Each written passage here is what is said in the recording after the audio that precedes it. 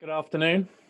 My name is Richard Reeves. I'm a senior fellow at the Brookings Institution and director of our Future of the Middle Class initiative. Thank you for joining us for this important event on economic security during the COVID pandemic and all the other problems and divisions and challenges that our nation faces at this moment in time. I'm going to briefly introduce our speaker and then our two panelists. You'll hear first from our speaker, then from our panelists, and then we'll open up for questions. Please do join in using the hashtag economic security. Send us your questions on Twitter so that I can address them to our speaker and to our panelists. And with that, I'll do brief introductions and then hand over to our first speaker, who's Jeff Larimore. Jeff is the Chief of Consumer and Community Research at the Federal Reserve Board. And today is going to be sharing the latest data on financial security based on the Fed's own surveys. You'll then hear the first response will be from my colleague Camille Busette, who's a senior fellow in governance studies here at the Brookings Institution, where she runs our Race, Prosperity and Inclusion initiative. And I would just like to point out that just as of last week, Camille has launched a new blog at the Brookings Institution on race equity, which is called How We Rise. So I encourage you to check out that new product that Camille has launched at the Brookings Institution. And then you'll hear from Jenny Schuetz, who is a fellow in the Metropolitan Policy Program at Brookings. And I just quick shout out to Jenny. It was actually her idea to bring this event together. So thank you for that, Jenny. Jenny is a housing policy expert and interested in alternative wealth building strategies more generally. And then once we've heard from both of our respondents, we'll have a moderated discussion among the three of the speakers today before opening it up to you for a broader questions. So with that, I'm going to hand over to Jeff for his presentation.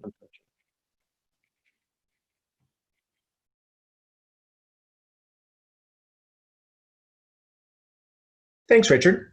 I'm excited to be here today and to be able to have this conversation with all of you and to discuss some of these results and how people are faring financially. Before I begin, I want to start by emphasizing the usual disclaimer on this slide. This presentation reflects my own views and doesn't represent the views of the Board of Governors. As some brief background on this survey, the Survey of Household Economics and Decision-Making has been fielded by the Federal Reserve near the end of every year since 2013 to monitor households' financial circumstances by asking people directly about their financial decisions. It also asks them to give their own subjective self-assessments of their well-being, along with more traditional objective financial outcomes, which helps provide a picture of people's financial lives as they're personally seeing them and not just our assessments of them. But also a key feature of this survey is having the flexibility to integrate new topics, which led to a decision to field an additional small supplemental survey the first weekend in April to understand the financial repercussions of COVID-19. So I'm going to share some results today, both from the main survey from October and the April supplement, as I think really both of them are important for understanding financial circumstances now, with the October survey giving us an understanding of how people were faring leading into the pandemic, while the April supplement provides information about the early stages of the public health crisis. I want to start by giving an overview of what we saw for family finances leading into the pandemic from the 2019 survey. So this figure shows the share of adults who self-report that they're at least doing okay financially. And in 2019, overall well-being using this measure was flat, with 75% of adults saying they were at least doing okay financially, but it remained 13 percentage points above where it was in 2013, so it was at a relatively high level relative to recent years. And I think this is very much consistent with what we see for other measures in the survey as well. The financial well-being has seen these modest improvements over time from 2013 up through 2019 before the pandemic occurred. Yet while most adults were doing at least okay financially at the end of last year, some of the financial challenges seen in the survey likely have implications for people's experiences in the current environment. And one of these challenges is income variability. In addition to asking about people's annual incomes, the survey asks whether people's income varies from month to month. And in 2019, 30% of adults said that they had monthly incomes that varied at least occasionally from one month to the next. In some cases, this volatility didn't really affect financial well-being much at all, but especially among people who lack credit access, we see that it often caused financial hardship. So as seen in this figure, nearly 4 in 10 people who are not confident that they could get a credit card said that their income varied at least occasionally from month to month. And about 3/4 of those who were not confident in their credit access said this variability caused them financial hardships during the year. So I think this has implications for how people are faring with income volatility since COVID-19 and their ability to smooth consumption in light of income declines, as those who lack credit access may have a harder time dealing with any short-term declines in income. This also can have implications for racial and ethnic disparities in weathering economic downturns, since there's this persistent gap in credit access by race and ethnicity. So here we can see the share of adults who are not confident that they could get approved for a credit card by race and ethnicity on the top. And on the bottom, the share who say they were denied on at least one application, looking just at those who actually applied for credit in the year before the survey. So most adults who wanted credit were able to obtain it, but there's this clear gap by race and ethnicity in the perceived credit access and in actual denials that may make it more difficult for Black and Hispanic adults to weather any short-term volatility through borrowing. Another area where we see differences in financial circumstances leading into the pandemic is between owners and renters. Across a range of measures in the survey before the pandemic, homeowners were in a better position financially than renters were. And here we see three of those measures. At the top, homeowners, both those with and without a mortgage, were more likely to say that they can pay all their current month's bills in full. A larger share of homeowners also say that they would pay an unexpected $400 emergency expense with cash or cash equivalent, which is people who would be using a credit card that they pay off at the end of the month that they're really just using for convenience purposes. And similarly, owners are far more likely to say that they're at least doing okay financially. And of course, this also reflects many other aspects of people's financial situations. I'm not controlling here for other demographic characteristics, and homeowners tend to be older and higher income than renters. But while it's not necessarily attributable to their housing decisions, this does indicate the extent to which financial difficulties are more concentrated among those who rent relative to those who own. As a separate measure of financial preparedness, which is of course relevant with elevated rates of unemployment, is whether people are able to cover 3 months of expenses. This figure shows the share who say that they could not cover 3 months of expenses, including by using savings, borrowing, or selling assets, so a relatively broad measure. Similar to that which we saw for other measures of well-being, renters are less prepared for extended income losses, as half of renters said they couldn't cover 3 months of expenses using any of these means.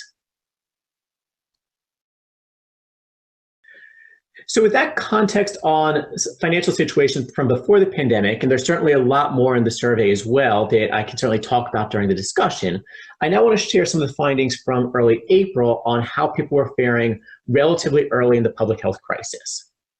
And here I do want to pause and emphasize the timing of the survey to note that it was conducted the first weekend in April. So it was after the passage of the CARES Act, but before most benefits were received. This slide shows what we've seen from other data sources, that job losses in March and early April were certainly quite substantial. In the survey, we ask about a relatively broad measure of job loss, which includes anyone who says that they lost a job or were told not to work between the beginning of March and the first weekend in April, even if they're still working in some capacity at the time of the survey, such as if they had a second job that they maintained or if they found another job or picked up additional work. And we see that 13% of adults said that they experienced a job loss over this period. But in addition, 6% of adults said they weren't laid off, but that they had their hours reduced or took unpaid leave over this period. So collectively, 19% of all adults either reported a job loss or an hours reduction.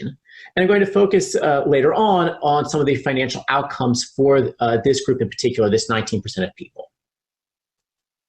I want to stop and note, however, at least the bottom bar here, which I also find interesting, but I don't think gets as much attention. So 7% of people said that they either increased their hours or worked overtime. This is going to include some people who worked overtime or extra hours early in the month of March before subsequent closures, but it also reflects the fact that there are some people who are working additional hours in sectors that saw surges in demand, such as people who were producing or delivering goods bought online, or people at grocery stores these industries and occupations where there really was an uptick in demand in response to people's changes in purchasing patterns. In addition to the overall income declines, though, a notable aspect of work situations is the sharp education divide in employment, including where people are physically doing their work. So there was a difference in the likelihood of working from home by education last fall, but this difference is really magnified in light of the pandemic. So after the onset of COVID-19, a much higher proportion of workers of all education levels were working from home, but there was this large education divide here, as workers with a bachelor's degree were much more likely to say that they're working from home than those with less education. And note also that these statistics reflect people who are actually working in the week before the survey and don't include those who were laid off because they couldn't work from home. So to the extent that workers without a bachelor's degree were experiencing additional employment declines specifically because they couldn't work from home, it's then going to further magnify these differences by education shown here. And we can now think about how these job losses and hours reductions are reflected in various measures of financial well-being, which I think is really one of the big strengths of this survey. So the next 3 slides, I'm going to show a couple of these measures. On this slide is whether people expected to be able to pay all of their current month's bills in full in the month of the survey.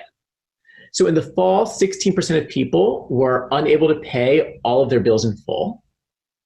And this is actually really similar in April. So in April, 18% of all adults indicated that they didn't expect to be able to pay all their bills in full. So it's a slight uptick, but it's not really a statistically significant change. But these results for the overall population can then mask some of the challenges among those who either lost a job or had their hours reduced.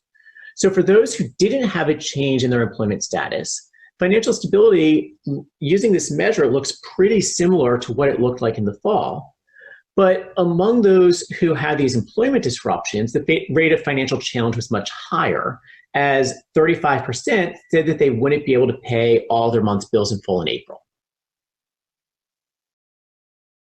And this can be seen in other measures as well. So here I show the share who would pay a $400 expense using cash or its equivalent, which is one of the ways we track people's preparedness for small financial emergencies that might arise.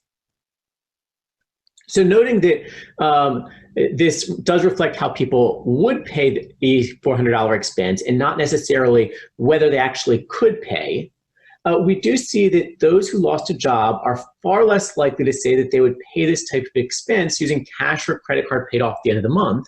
And they're far more likely to say that they would either borrow, sell something, or simply couldn't pay this expense.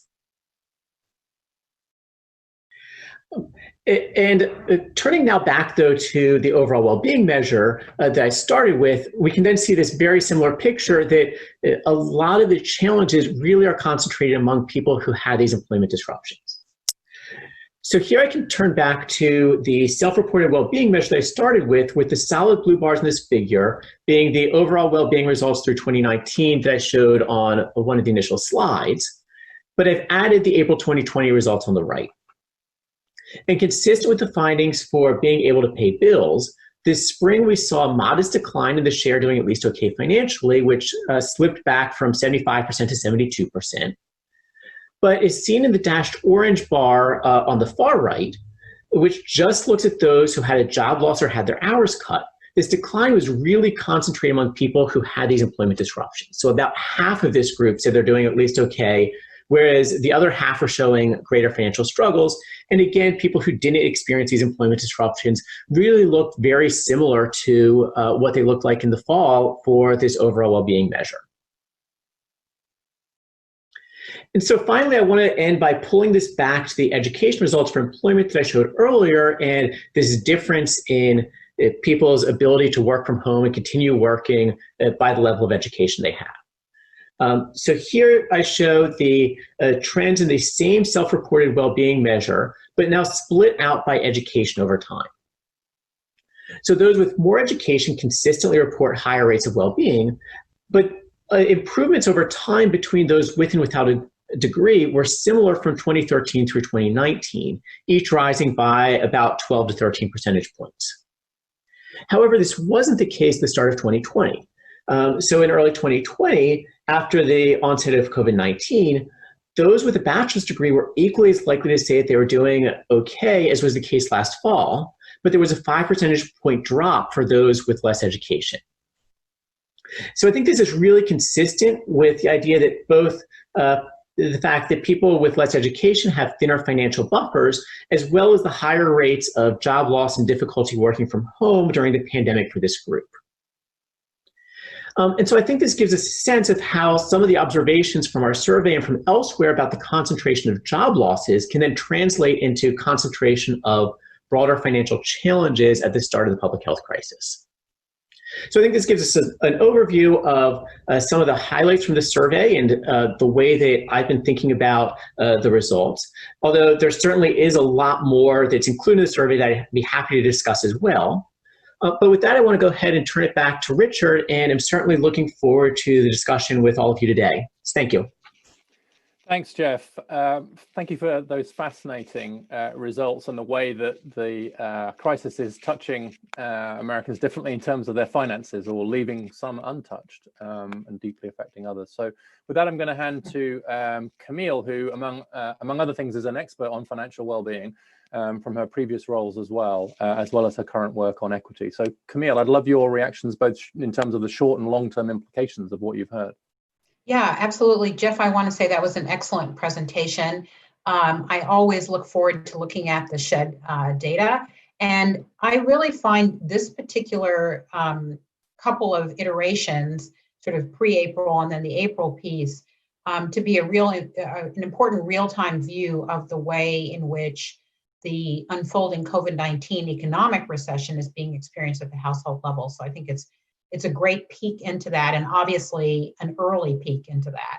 And things have deteriorated since then. So one thing I do want to point out before I get going into my comments is that, in April 2020, and Jeff, you may want to comment on this, I think there were still a lot of people who felt like the economy was going to bounce back pretty quickly.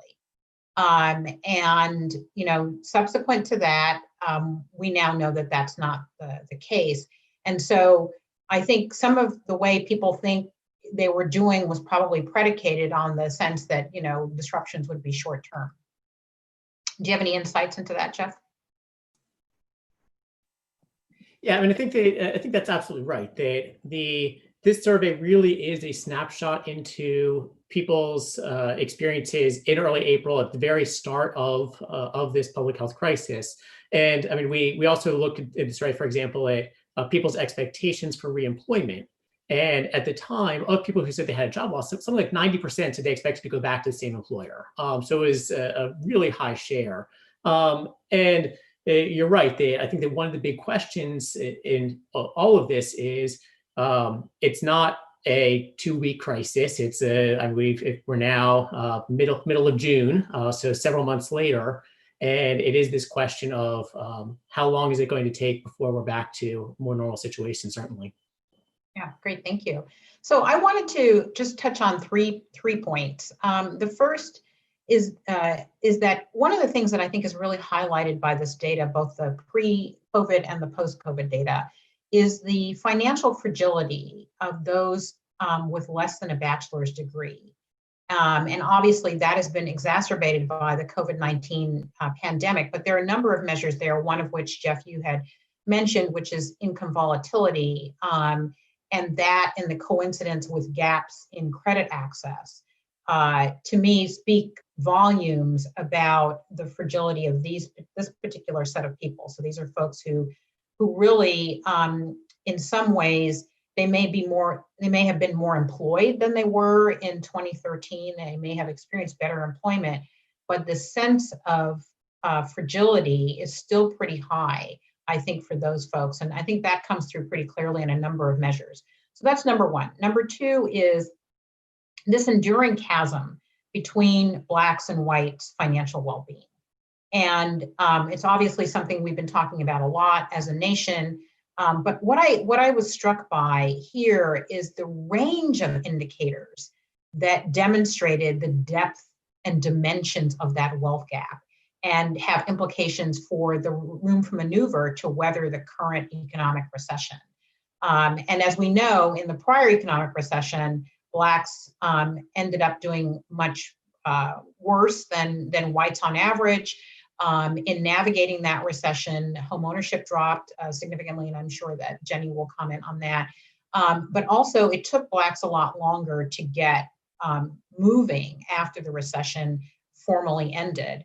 And so one of the things that I saw there and I thought was actually really pretty interesting was there was a section on unpaid, on justice and involvement with the justice system, and then unpaid legal debt and fees related to that involvement. And for Blacks, it was extremely high. And so not only is there, a sense of historical gap due to all sorts of policies and to racism, but also as Blacks experience interaction with certain systems. So for instance, the financial system, there's less access to credit.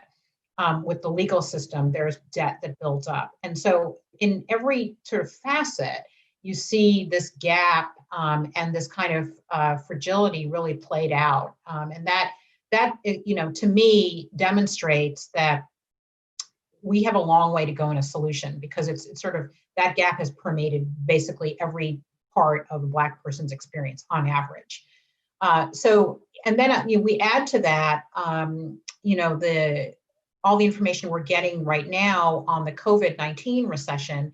The National Bureau for Economic Research just put out a paper that showed that 3.3 million small businesses were shuttered over the last 3 months.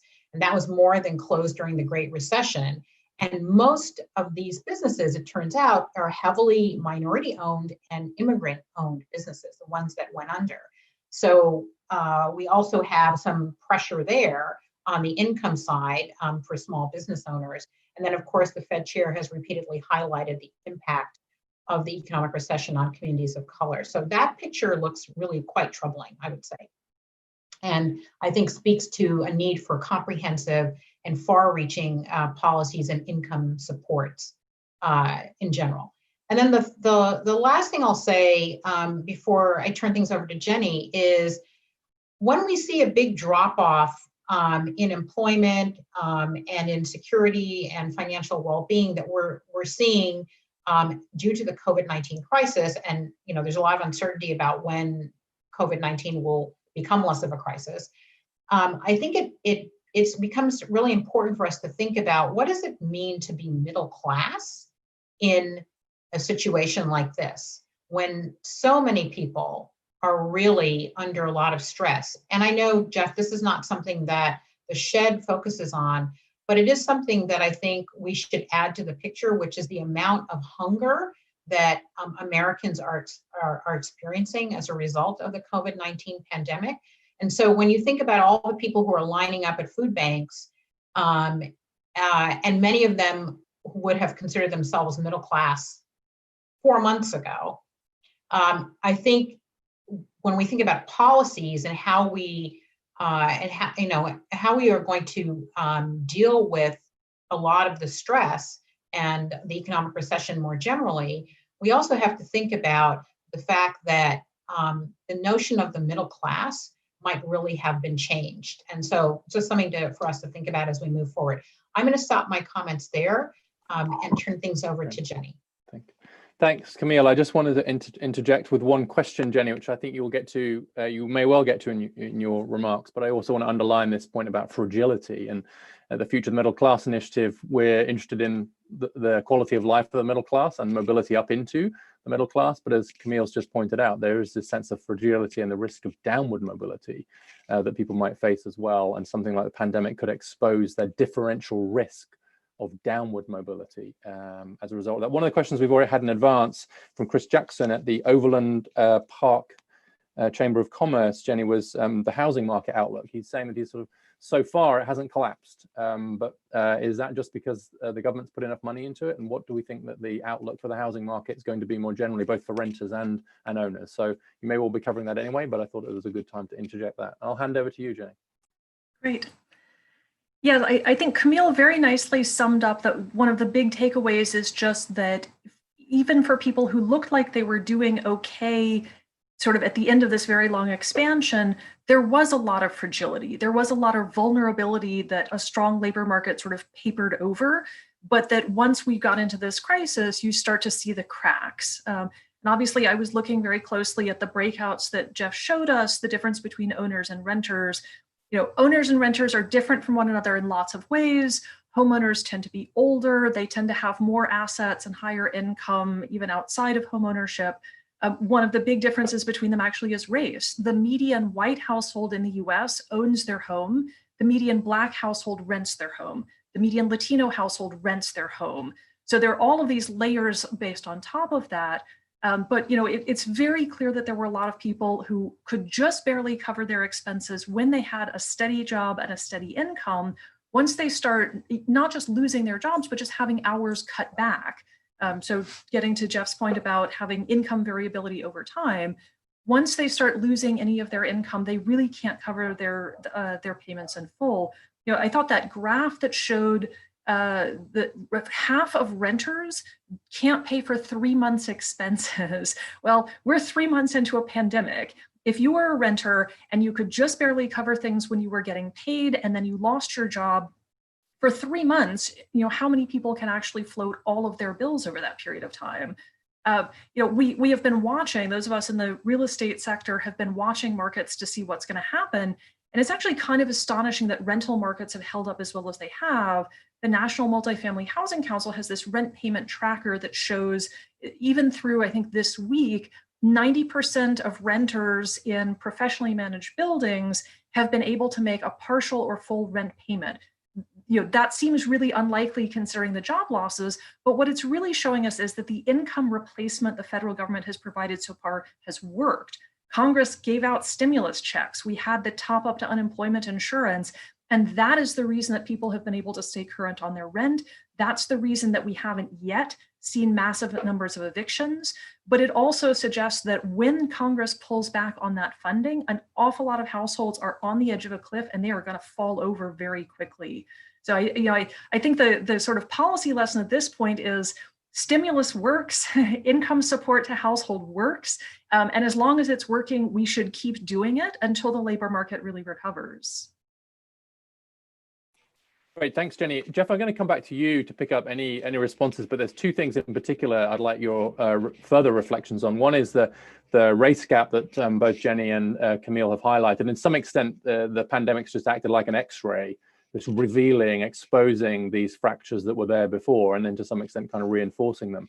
But in particular, the fact that some of these risk factors around wealth and financial well-being, particularly for Black Americans, just don't seem to have moved for quite a long time. So I think it's one thing there are gaps, there's another say just don't seem to have narrowed. In fact, recent work by our colleague Bill Gale suggests that among millennials, we're actually seeing a widening of the wealth gap. And so any comments you might have about it just doesn't, that needle doesn't seem to have moved. And so what does that mean? And then the second is, and this relates to Jenny's point about the labor market sort of papering over the cracks. And what's happening to the labor market. You were at pains to say the timing of the survey was post passing of CARES, but before money started flowing. And so I'd also like your kind of reflections on what you might expect to see from subsequent evidence. So you might, in that sense, it was, you know, the timing might be very critical in terms of how vulnerable people felt at that moment in time. So anything else I'd love you to answer too from Camille and Jenny's comments, but those two stuck out for me at least. Yeah, so I think that the points about some of these racial disparities, and particularly how Black households are faring, is absolutely spot on. I think that that's something that we see again and again in our survey is across just a range of measures, how different people's experiences are financially based on the race. That I talked about the difference in having 3 months emergency expenses by renters versus owners. We see the exact same thing for by race and ethnicity, that 45% of Black and Hispanic adults say that they couldn't cover 3 months of expenses, compared to about 23% of white adults. So we see it in measures like that. We see it in measures like I talked about the credit access. We also see it for bank account access, whether people are unbanked and have that traditional access to banking products. We also see it for things such as both people's ability to pay their current month's bills, but also we have a question asking about sort of getting at this point of even if people look like they are getting by okay, how close are they to the edge and how close are they to financial hardships if something went wrong? Asking them, if you had a $400 expense that you had to pay, would you still be able to pay all of your current month's bills in full? And again, for measures like that, even for among Black and Hispanic adults who have the same level of education as white adults, we see disparities there. So this is something that just comes up and again and is extremely consistent through the survey, that racial and ethnic disparity. I think that in terms of this idea of your second question there about how people, the particular moment of in time and were people feeling particularly financially vulnerable there, I think it cuts both ways a little bit. That on one hand, people might have been particularly financially vulnerable because they haven't started seeing these financial benefits through things like the CARES Act showing up in their accounts and accruing to them. But on the other hand, as Camille and I were talking about earlier, this was also a period where people expected, in many cases, the layoffs to be very temporary and very short term. And we are now in, again, mid-June, and a lot of people are still out of work. So I think that's the flip side, is that on one hand, they haven't started seeing things like the stimulus programs showing up, but I think the perceptions about how long challenges are going to last have also changed. So I think it's not obvious to me necessarily that people are going to be more optimistic then than they are now. And if anything, I actually think that for those who are still out of work, being out of work for this long presents some pretty serious challenges, especially if they don't know how long it's going to go for. And I think that one other kind of point that I want to add to there in thinking about this idea of the fact that we do have these changing financial circumstances, the fact that we conducted this survey in early April. We're going to be actually doing another survey later this summer, is our plan to be able to continue to monitor this. So that's something that we are definitely very aware of, and I'm very aware of this idea that we do need to continue to track what financial circumstances are doing. We can't just sort of say, well, it looked good in early April, or to Jenny's point with the housing situation and people's ability to pay rents. Well, it looks good now, but we need to also pay attention to what's it going to be looking like down the road, and continuing to pay attention to those changes. Thanks, Jeff. I want to ask all three of you the same question, and perhaps start with Camille and then go to Jenny and then go back to Jeff, which is, all three of you study this area very closely. And so to some extent, some of this is revealing stuff that we already knew and perhaps kind of drawing more attention to it. But has there been anything, either from the Schuetz survey or more generally, that you've learned and or that surprised you, either an inequality that's greater than you thought or something you hadn't thought of, or because to some extent there's a danger that, like, for those who study these inequalities or these trends, it's not breaking news. It's just more like headline news. Stuff that was previously good for a Brookings seminar is suddenly, leading the news. Or is some of it new? Camille, is there anything that's really struck you as, even I, who's looked at this a lot, didn't realize A or B? I think in one respect, I think yes. And I would say particularly information and the data on just the differences in financial well-being between people who have more than a bachelor's and people who have less. So we know in general that people who have less than a bachelor's tend to earn less. And so we would understand that they would feel slightly less secure. I think the dimensions of that were much broader and articulated in this data set than maybe are well known. Because I think what the sort of the general way we think about the last couple of years is that, you know, the economy's just been roaring ahead and everybody pretty much has jobs. And, you know, if you look around the corner, you will find a job. It just really is pretty straightforward. And we know that there's been some data that shows that the unemployment rate for Blacks has been double that of whites, but still, overall, the employment picture has been one that everybody thinks is fairly positive. I think you dig a little bit into that and you see, oh, lots of income volatility, like 30%, you know, that's a lot, right? You dig into it and you see people who own, a lot of people who own and, I mean, who rent and don't own. You see the ownership rate, home ownership rate of Black Americans has dropped significantly. And there are a lot of things there that really make me very concerned about how particularly people with sort of less than a bachelor's degree are going to be able to weather this particular storm. And so the picture that it leaves for me is one of, even during the height of the you know, kind of bull market, so to speak, in a really hot economy, that there were a lot of people who had jobs, but those jobs left them feeling really fragile. And to me, that is probably one of the, I think that's something that I think has been underappreciated most generally. And this particular SHED survey really shows the dimensions of that.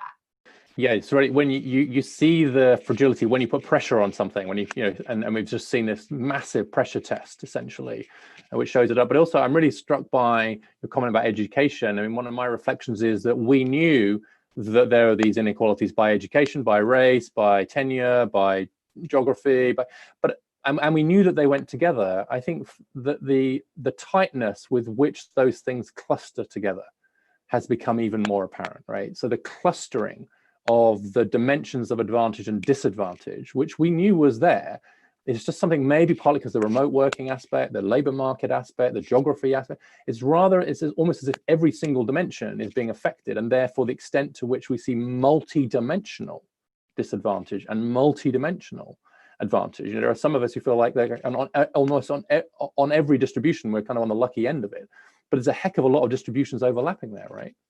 Exactly.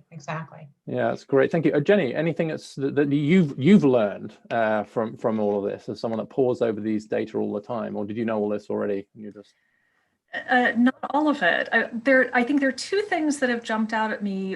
One is just this sort of question of who can work from home and what that means. So I hadn't particularly thought before about whether this is important, that there are some jobs that you can do from home and some jobs you actually have to be in the office. But of course, that's really important for two reasons. One is that if you can't do the job from home and the workplace shuts down, the economy shuts down, you are much more likely to be laid off from work. And of course, the other side is if you have to be there in person to do the job, and the public space is now a place where you get sick, the public space is hazardous. If you don't lose your job, you are vulnerable to getting sick. And so this sort of dimension of like what does it mean that you have a job that's sort of insulated, where you can continue getting a paycheck and not put yourself in danger? This is a division that I hadn't thought about before, but certainly matters a lot at the moment. The other thing that I guess it wasn't a complete surprise to me, but has been frustrating, is just the lack of real-time data, particularly on housing markets. So I'm incredibly glad that Jeff and the Federal Reserve Board did this survey. I've been very grateful that the Census Bureau has been doing these pulse surveys of both small businesses and households to give us real-time data. I mentioned the National Multifamily Housing Council, which is an industry group surveying its own members, and they started doing that because we had no real-time data. We've been sort of joking that the housing economists are a little jealous of the labor economists, because labor economists get weekly data on what's going on in labor markets. So it's depressing data, but they have data. The housing economists are sort of, we think the world is falling apart, but we actually don't have any data to measure that. And so we're kind of grasping at straws to put together just how bad it is. And for policymakers, I think that's really important. If all of our data are backwards looking, or if they are lagged by the time they get out, it is really hard to calibrate the need going forward because we're always 3 months behind. 3 months ago, households could more or less cover their bills and pay the rent. Do we need to add something now? I don't know. We really need to have more real-time indicators, not just for labor markets, but for a range of household well-being. And I think some of the questions in the shed that ask this subjective sense of well-being, and the census pulse survey, do you expect that you can pay your rent or your mortgage next month? So the anticipation, because households know a lot about this, and so asking them to give us a sense of their fragility, their sense of vulnerability real time is just incredibly useful. Thanks, Jenny. It's worth giving a shout out here, I think, to Opportunity Insights, the team out of Harvard that are pulling together private sector and public data by geography, because sometimes it's just, if you can just pull the credit card company data or the default data or something like that, then that just is closer to what's happening in real time. But I think those are excellent comments, Jenny. Jeff, you were pulling this data together. You obviously expected some trends here, right? You expected some of your bars to be different. But even given your expectations about how different it was there anything either in your own data or other data you've seen that surprised you or that you've learned? Yeah, I mean, I think that what really stuck out to me is the extent to which this did highlight a lot of pre-existing inequalities that existed and really magnify those. I think that I was expecting, just based on the news stories at the time that we were conducting this survey, as it was coming out, that it would be, the financial situation would be bad for everybody. And I wasn't necessarily thinking about the extent to which things like the being able to work from home is going to really just magnify inequalities. And I think that so it really sort of struck home to me in some sense. And there's an element where I guess intellectually I kind of didn't know this in the background, but didn't necessarily think about it in quite the same way, is that even if all of the job losses hit the population equally, which they didn't, but even if they did, then you still wouldn't have a situation where the hardship that results from that is going to be felt equally.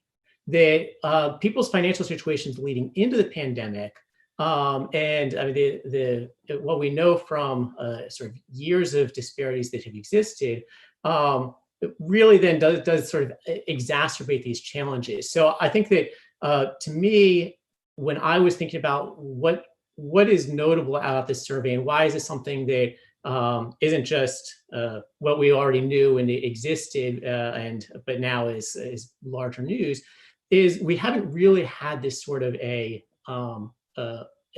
quick short-term shock in this way before. I mean, in previous recessions, we've seen low-income workers and Black workers being more likely to have job losses early in recessions. But the magnitude and scale of this is just, it's such so different in terms of the number of people that lost their jobs early on in this crisis, that really stuck out to me as something that I wasn't really fully expecting or prepared for when we were thinking about this survey. Yeah, it's great. I mean, it's almost some of these slow motion inequalities that we've come used to seeing in trend lines over years, just sort of sped up. We're sort of seeing this just acceleration and magnification of some of these inequalities. And so what I'd like to do now is invite all of you to think about the future, applying what we've learned both from this moment, but more broadly to what that would mean for policy prescriptions going forward. What can we do, both in terms of easing some of the pain of the current moment, but I would say just as importantly, thinking about ways that we could reduce levels of financial kind of insecurity going forward. I'll slip in one other question as well, which has come to us from a colleague of ours out at Brookings Mountain West, Caitlin Saladino, who's particularly interested in kind of at the metro level, what should we be thinking about? She's Brookings Mountain West is based at UNLV in Las Vegas, and so you have a labor market there that's been hit kind of particularly hard. And it's also a very diverse city, and so thinking if you're the mayor or you're the council, what should you be doing? And perhaps we can think about that both in terms of the labor market effect of the pandemic, but also the new exposure of racial inequality and the racial equity issues that have been exposed to. And Camille, you've written specifically on that issue if you're a mayor at a local level. But I just invite particularly Camille and Jenny, but please chip in, Jeff, at a metro level to start with. what can cities be doing in terms of their own labor markets, their own housing markets? I'll start with you, Camille. Well, I'm just going to say generally that one of the experiments that we tried under the CARES Act is providing people with $600 of income weekly as a support and as an addition to the $1,200 or whatever people got as a stimulus check. I think that experiment has shown that having that kind of income support keeps people away from the precipice to some degree. And as the recession kind of rolls on and it becomes pretty obvious that we're not going to reclaim the job, many of the jobs that have been lost, I think it's going to be very important to keep that income support up. And so, you know, I think you might have to vary that by locality. And I think local governments have to get involved to extent because if we don't have, or before we have a vaccine to deal with COVID-19, we're going to have to deal with things like, for instance, there are going to be people who cannot work because they're vulnerable, cannot go into work, and as the survey has shown, don't have an option of working at home. So there are going to be ways to support those people. We're also going to have to think about lower income households where there is high density residency as well as multi-generational residency, and how we deal with that. And that is probably, money is probably going to go a long way. So there are some things that I think where income supports really thought through at the local level, but maybe funded at a federal level, I think are going to be really, really useful. I think that's the first thing. The second thing is access to credit and investments in communities of color. I think those are low-hanging fruit, and I think everybody from national, federal financial services regulators all the way down, local banks, and every locality should be thinking, how do we spend money so that we are making sure that communities of color have access to credit, and also that those communities are seeing an influx of investment that in fact improves well-being, not just financial well-being, but well-being more generally. Thank you. I think that's a nice link to you, I think, Jenny, and some of the work you've done in this space. Obviously, you're an expert on housing markets in particular. It may be that there's an opportunity here to fix some long-standing problems that have been highlighted, including at a local level, around wealth building more generally and the housing market, but also the intersection between the housing market, the labor market, and the credit market, as we were mentioning earlier. It's just, I think, never been clearer. And so any thoughts you would have if you do work with certain localities, but what are the conversations you'd be having them now about what they should do now? Sure. I think one thing that has become painfully obvious is that we should try to build up the social safety net and improve household security, financial security sort of broadly, put those policies in place when we're in the good times. We sort of let the safety net erode and let the strong labor market hide problems, and then a crisis hits, and we're trying to build a safety net in real time in the midst of a health crisis and an economic crisis, and now a civil rights crisis. We should have a safety net before we get into crisis, not once we get there. On the housing side, there are a couple of ways that this has really shown up. So cities like Las Vegas have really large homeless populations. It turns out that having a bunch of homeless people who don't have access to sanitation, who don't have a roof over their head, who don't have the ability to shelter in place and socially distance, that's really dangerous for homeless people. It's also really dangerous for communities. So, maybe this provides some stimulus for local governments to focus really seriously on reducing the homelessness rate, reducing housing insecurity. As Camille mentioned, it's pretty dangerous when you have households crowded in together in lots of space and they can't distance. We have a lot of old, poor quality housing, which is not great to live in when there are respiratory ailments going on. So we've just sort of ignored these problems and pushed them off into the corners.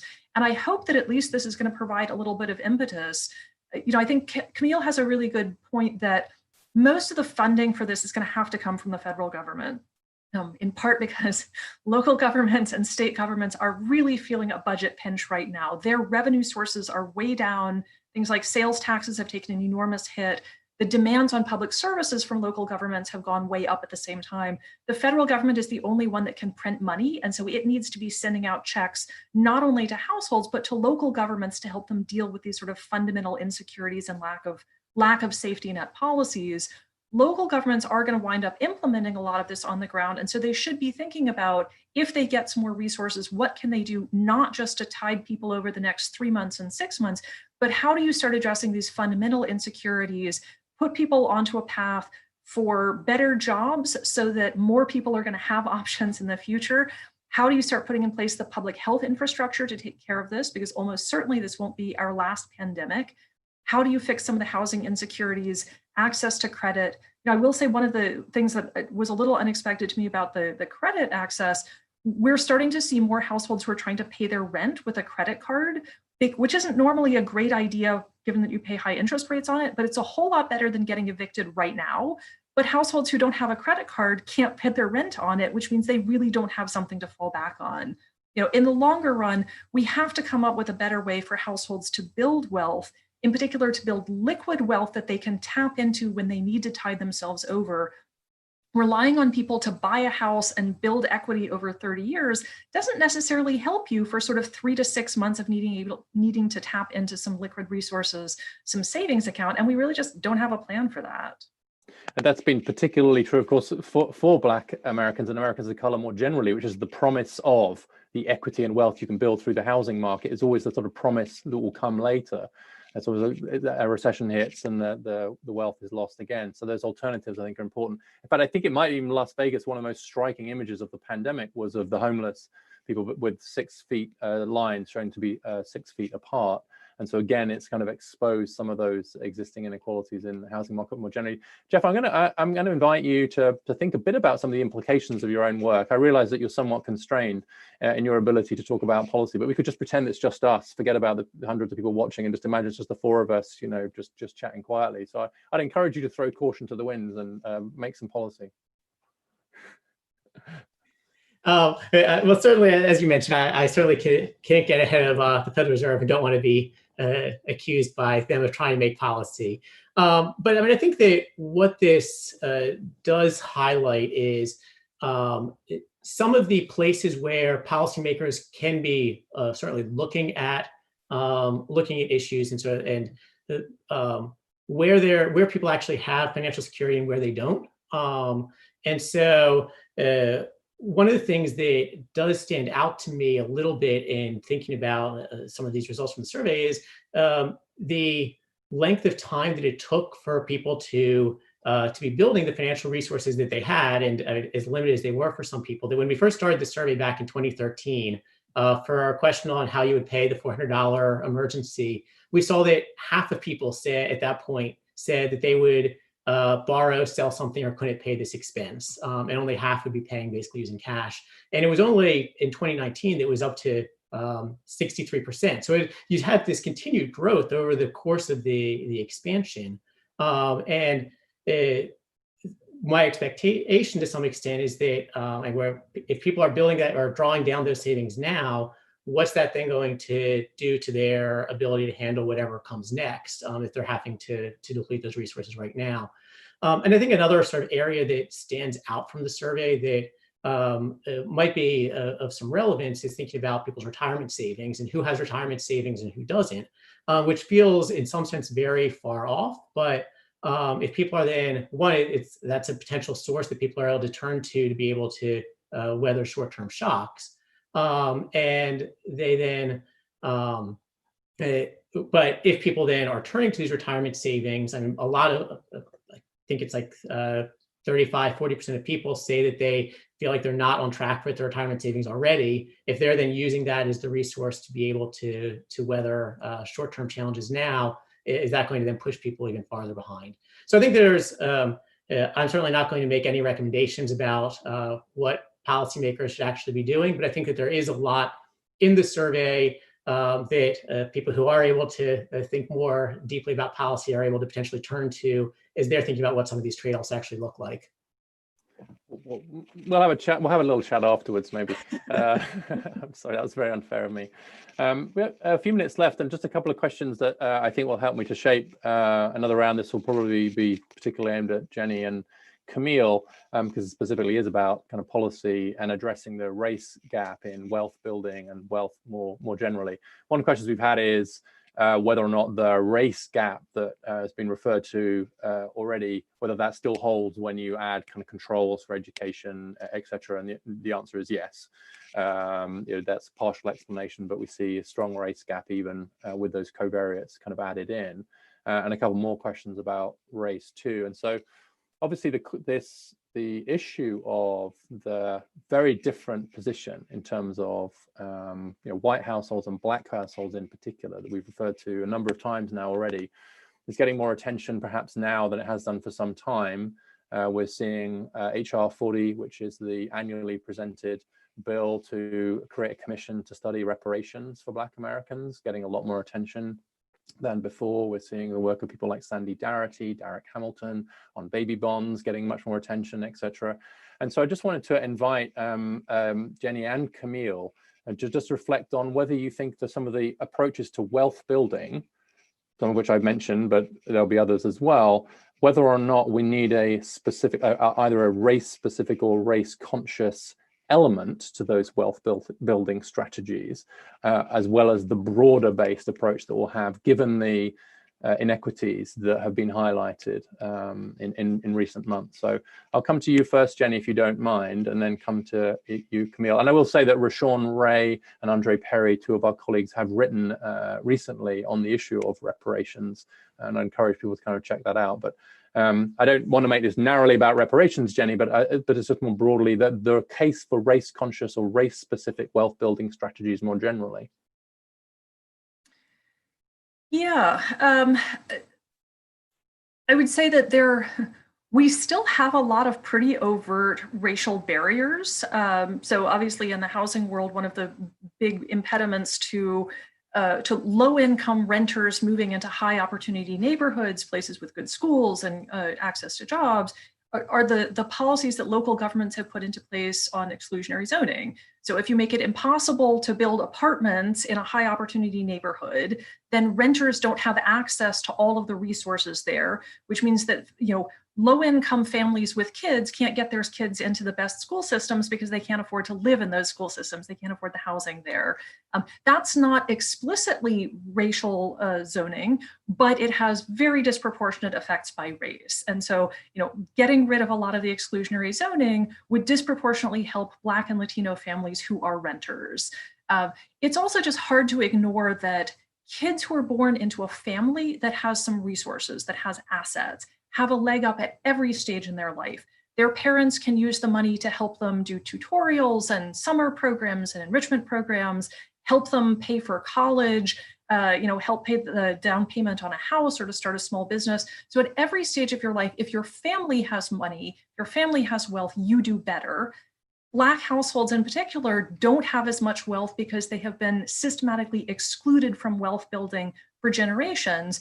And so the argument that we should provide a lump sum of resources to families, particularly families with kids, that's then at their disposal and they can use that as they go forward in life, there's a really strong case to be made, both on fairness and on economic efficiency arguments. Thank you. Camille, I'm going to give what I think will be the last word to you, which I think allows us to tie together these issues of race, inequity, wealth, and economic security more broadly. Your own work shows that you see downward mobility for Black kids, particularly, conditional on income, a huge wealth gap. And so this kind of risk is just very disproportionate. Being middle class and Black is not the same as being middle class and white. I think that's beyond it. And so what are your thoughts right now in terms of wealth building more broadly, but specifically should it be race conscious, race specific? Well, thanks very much, Richard. And I would agree with everything that Jenny just mentioned. The one thing I would say in addition to that is that the scale of the problem is so immense that it does require a massive kind of policy intervention. And in this case, there are a lot of, there have been a lot of all kinds of proposals, but I would say that the primary issue is that income still is hard for Black communities and Black households and Black men and Black women to come by at the same level that their white counterparts come by. And so I do think there is just because of the scale of the problem, which is the result of intentional policies, then requires a massive policy intervention to correct something that took hundreds of years, was hundreds of years in the making. And the other thing that I would just say in general is that, we always think about fairness, and, we got to this place because of a set of unfair policies. And so we need to undo those. And undoing that is the kind of fairness principle. And last thing that I'll say is that, all of us are really affected by racism, whether we're white or we're Black or anything else. When you live in a world where there's a lot of untapped potential, you are affected by that. When you live in a world where people are segregated and can't be participant in the economy, and that has all sorts of ramifications, as we've seen with COVID-19, greater vulnerability to the disease, et cetera, we are all affected. So there are many reasons to think about a massive policy intervention to address this problem. Thank you, Camille. But thank you to all of you. Thank you, Jeff, for bringing us your data and sharing it with us, as well as sharing your time. Thank you, Jenny, for your time and for having the original inspiration for this event, as well as your own work on housing. And thank you, Camille, for your leadership of our Race, Prosperity and Inclusion Initiative and the new blog, How We Rise, which draws attention to the very issues we've been discussing today. Thank you to all of those of you who joined us and those who've asked questions. Please watch this space and stay safe. Thank you, Richard. Thank you, Jeff and Jenny. Thanks for watching. Be sure to like and subscribe for more videos from Brookings.